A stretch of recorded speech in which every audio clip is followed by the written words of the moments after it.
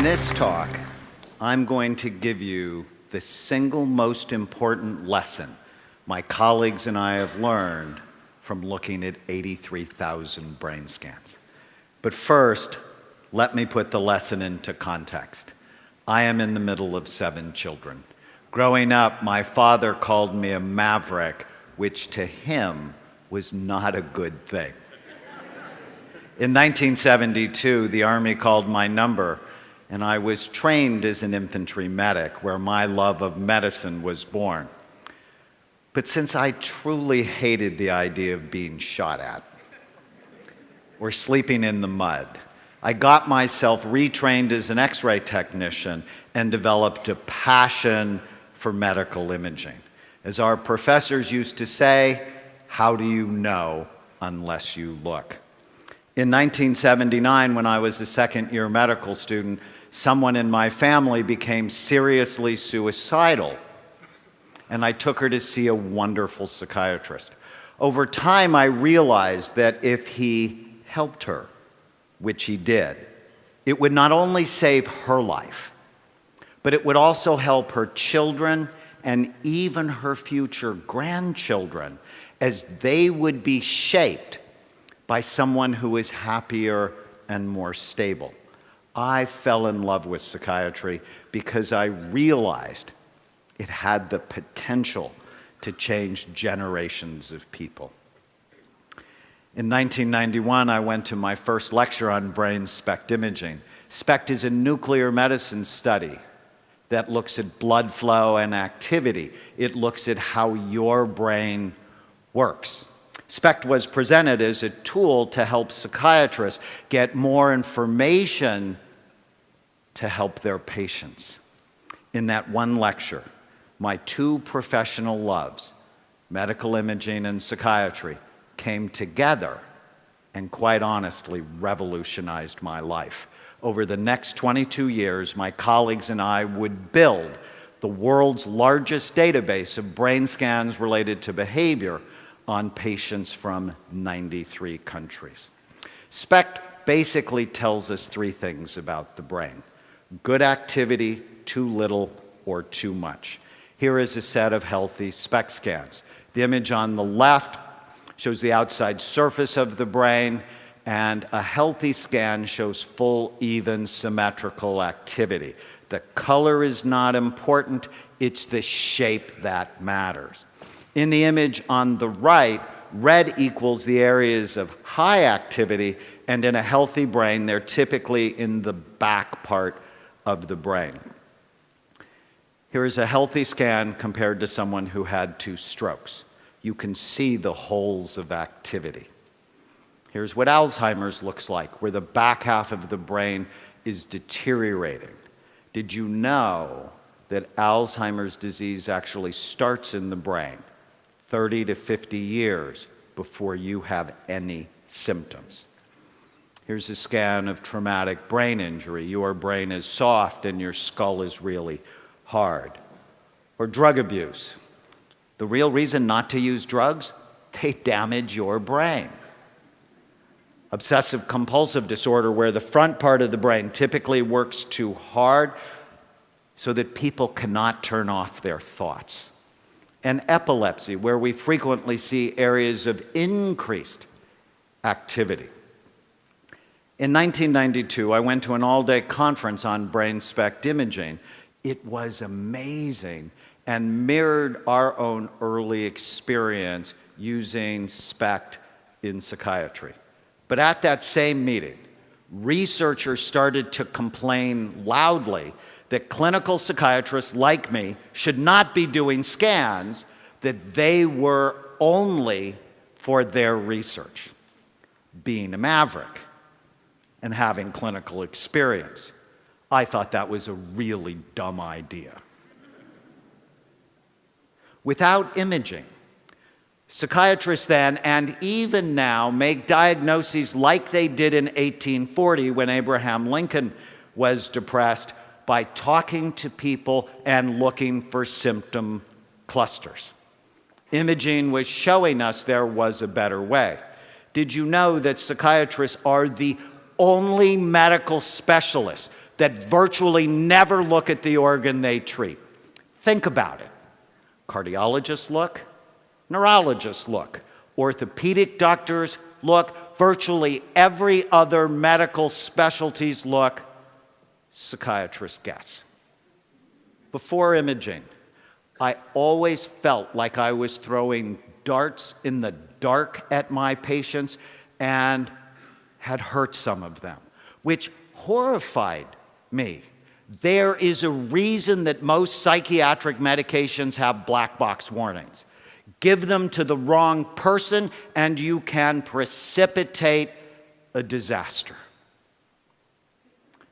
Early on, our imaging work taught us many important lessons, such as illnesses like ADHD, anxiety, depression, and addictions are not single or simple disorders in the brain. They all have multiple types. For example, here are two patients who have been diagnosed with major depression that had virtually the same symptoms, yet radically different brains. One had really low activity in the brain. The other one had really high activity. How would you ever know what to do for them unless you actually looked? Treatment needs to be tailored to individual brains, not clusters of symptoms. Our imaging work also taught us that mild traumatic brain injury was a major cause of psychiatric illness that ruined people's lives, and virtually no one knew about it because they would see psychiatrists for things like temper problems, anxiety, depression, and insomnia, and they would never look, so they would never know. Here's a scan of a 15-year-old boy who fell down a flight of stairs at the age of 3. And even though he was unconscious for only a few minutes, there was nothing mild about the enduring effect that injury had on this boy's life. When I met him at the age of 15, he had just been kicked out of his 3rd residential treatment program for violence. He needed a brain rehabilitation program, not just more medication thrown at him in the dark or behavior therapy, which, if you think about it, is really cruel. To put him on a behavior therapy program when behavior is really an expression of the problem, it's not the problem. Researchers have found that undiagnosed brain injuries are a major cause of homelessness, drug and alcohol abuse, depression, panic attacks, ADHD, and suicide. We are in for a pending disaster with the hundreds of thousands of soldiers coming back from Iraq and Afghanistan, and virtually no one is looking at the function of their brain. As we continued our work with SPECT, the criticism grew louder, but so did the lessons. Judges and defense attorneys sought our help to understand criminal behavior. To date, we have scanned over 500 convicted felons, including 90 murderers. Our work taught us that people who do bad things often have troubled brains. That was not a surprise. But what did surprise us was that many of these brains could be rehabilitated. So here's a radical idea. What if we evaluated and treated troubled brains rather than simply warehousing them in toxic, stressful environments? In my experience, we could save tremendous amounts of money by making these people more functional, so when they left prison, they could work, support their families, and pay taxes. Dostoevsky once said, "A society should be judged not by how well it treats its outstanding citizens, but by how it treats its criminals." Instead of just crime and punishment, we should be thinking about crime, evaluation, and treatment.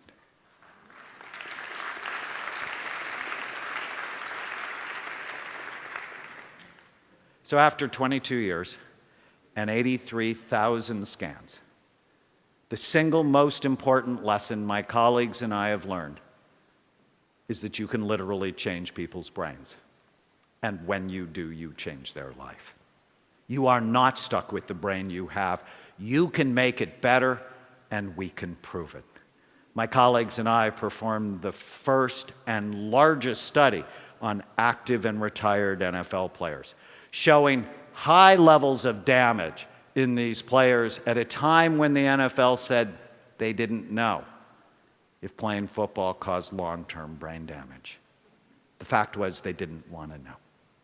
That was not a surprise. I think if you get most thoughtful 9-year-olds together and you talk about the brain is soft, about the consistency of soft butter, it's housed in a really hard skull that has many sharp bony ridges, 28 out of 30 9-year-olds would go, probably a bad idea for your life. But what really got us excited was the second part of the study, where we put players on a brain smart program and demonstrated that 80% of them could improve in the areas of blood flow, memory, and mood, that you are not stuck with the brain you have. You can make it better on a brain smart program. How exciting is that? I am so excited. Reversing brain damage is a very exciting new frontier, but the implications are really much wider.